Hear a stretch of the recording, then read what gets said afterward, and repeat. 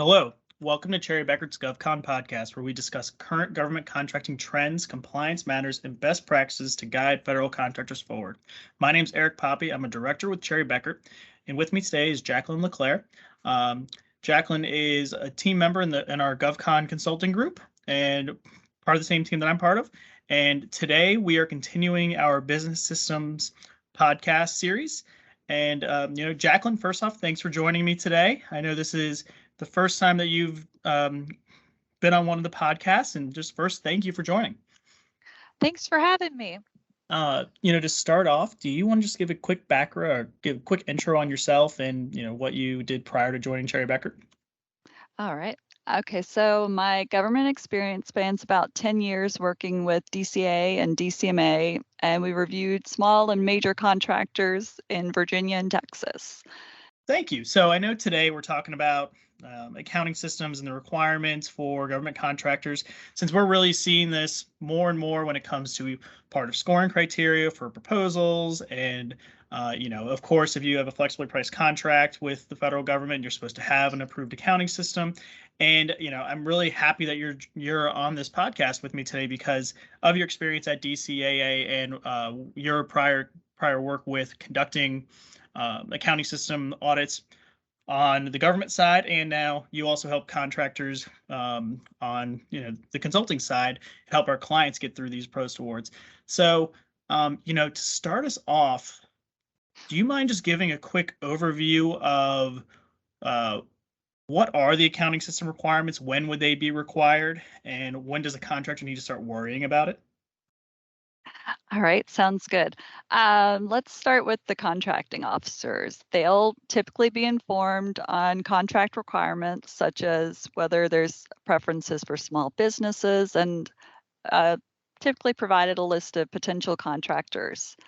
The contracting officer will contact DCAA to determine whether the potential contractor had performed government work prior or if there had been a gap between government contracts.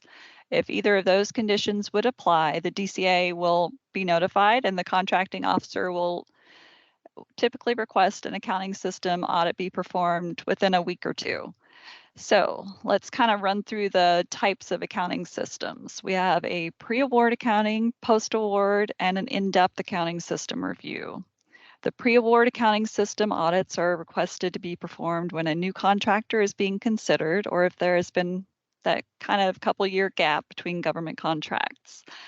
So the pre-award accounting system will typically cover trying to make sure that your accounting system can distinguish between government versus commercial revenue, direct versus indirect costs being accumulated by the project, task order, or CLIN level if needed for the contract requirements, whether the accounting books are closed on a regular or monthly basis. Let's see, other items such as whether the contractor is using the accrual system of accounting, which will be detected through a review of chart of accounts, trial balance, and balance sheets, and whether the contractor is able to pay their subcontractors timely. Typically, they're looking for a 30-day window, and they'll look at AP aging and AR aging reports. And then the other type is the post-award accounting system, which will typically occur at the conclusion of a contract to test for compliance with DFAR's accounting system criteria. I think that's an awesome overview, and it in our experience, really the pre-award and post-award really covers the same topic areas, just really how in depth the government's really auditing when they're doing these performance audits on the post-award, how much in the weeds. So the pre-award, they're really looking at, is the system capable of handling a flexibly priced contract, where post-award, it's really, are you actually doing it? Are you really identifying direct versus indirect, and are you really identifying costs to the right cost objective and down to a CLIN level and such. And it seems, I don't know what your thoughts are, but at least what I've seen a lot of, if sometimes these can be triggered to a post-award or an in-depth accounting system review if there's an issue somewhere else. So like, is there a CAS issue, or is there an incurred cost submission that there are a bunch of findings there in that audit by the government, and they're like, oh, something seems off. Then the request goes to the contracting officer. The contracting officer then triggers it. So,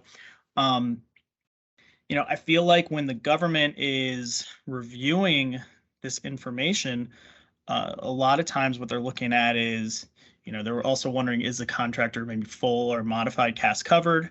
Because that can then play in. You're also going into, is the system set up in accordance with GAAP? You mentioned accrual, being on an accrual system earlier, and AP with having proper procedures around AP and AR. And then, the other one with the pre-award is the system actually being fully utilized or in use? Or because I know on the, what is it, the 1408, there's the check boxes of, is the system currently being used? Is it set up to be used, or is it not currently being used yet? There's that little box there at the bottom. But a lot of times when we've helped clients go through these audits, the government is typically sitting right there and asking, can you demonstrate how the system is working effectively, tie it out to your GL, pull up an actual timesheet and demonstrate identifying costs to the correct intermediate or final cost objective, show how you are identifying unallowable costs. But it's a lot of show me and live demonstration. Kind of on that same spirit with the audits, just from your experience, do you have any general advice on how a company should prepare for an accounting system audit? If they have one that's on the horizon, or they think there might be winning a contract soon, how should one prepare? Any thoughts? Sure. I've got a couple ideas. Let's start with, making sure that we have individuals that are available for accounting, payroll, processing, management available during the meetings that you have with DCAA. Be prepared to answer all of the questions on that pre-award survey of prospective contractor accounting checklist. Be prepared to provide their policies and procedures so that we can monitor your current timekeeping system, accounting policies, whether you have direct versus indirect cost accumulations, and unallowable costs is a great start. Then be prepared to answer questions regarding how your accounting and timekeeping systems interact, and be prepared whether this is either live or virtual for the actual live demonstrations, because a lot of the meetings are currently doing virtual since it's post-COVID requirements. Mm-hmm. So yeah, I think that you hit a good point there. Going through that questionnaire that's typically always sent over before one of the audits, which outlines all the different kind of cost accounting practices, timekeeping practices, general audit questions. That's a really good kind of dry run of what a lot of the questions would be by an auditor. And that's a good time also to kick the tires on your own policies and procedures to identify, hey, where might there be some gaps in my unallowable cost policy, or do I even have one, or direct versus indirect, or am I describing my pools and bases for my indirects? Because those are all things that are supposed to be in the questionnaire and are questions that are typically asked in an audit.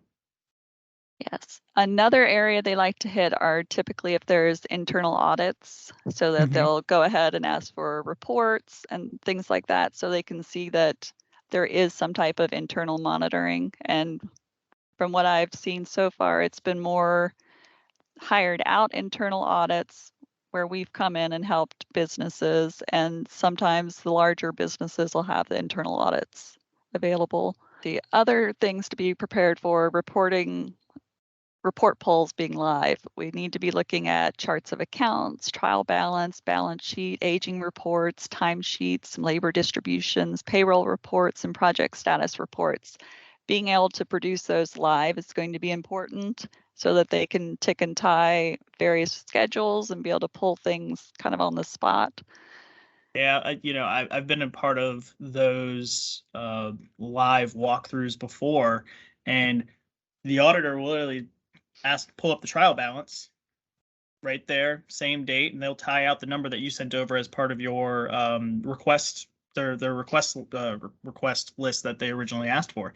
So they'll be like, all right, I see here this expense account is 100,000, and they want to see for the same time period, let's say, as 100,000, and then they'll start drilling down and try to kind of go through the whole daisy chain of, here is this amount of labor and direct labor. Let's drill down and get we see that amount of direct labor is X amount is for this one project. Let's take it up to and kind of go all the way through to tie everything out.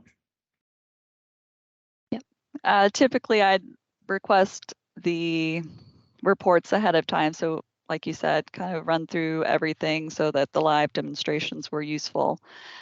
From a contract standpoint, a lot of it does come down to what type of contracts the contractor has that they're currently performing.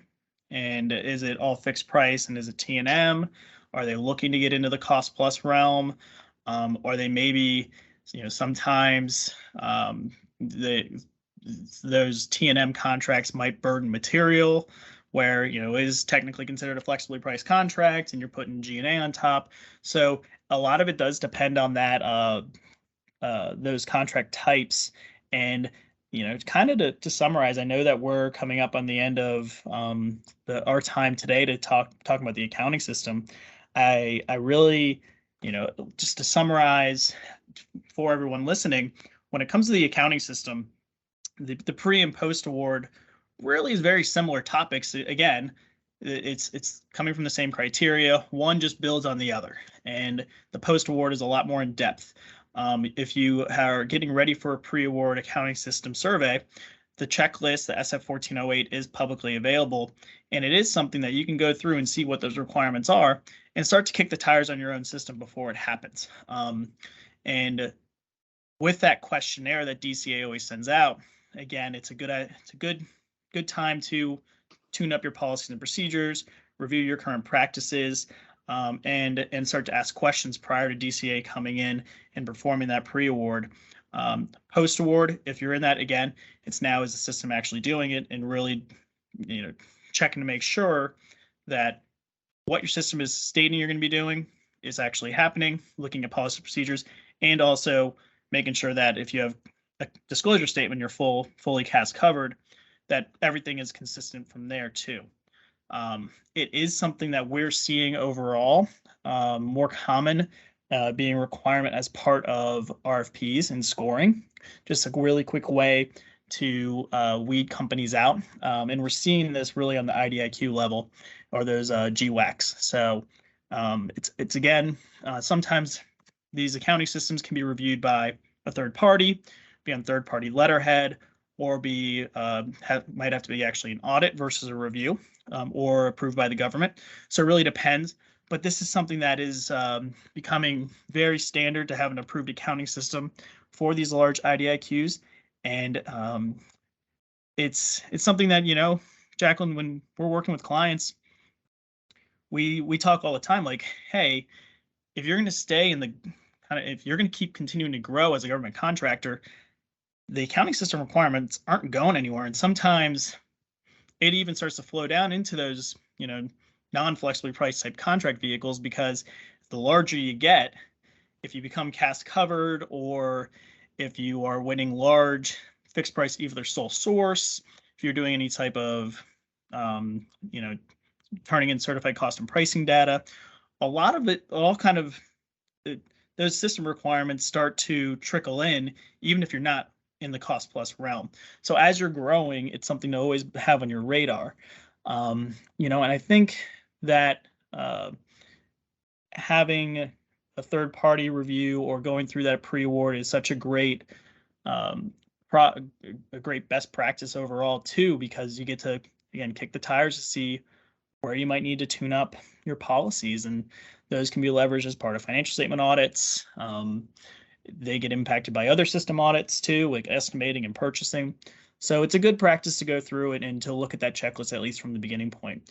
But I know we're coming up at the end of our time. So Jacquelin, just thank you for joining me today. And if anyone has any questions on the accounting system, please email me at epoppe@cbh.com. And please join us again for our next podcast.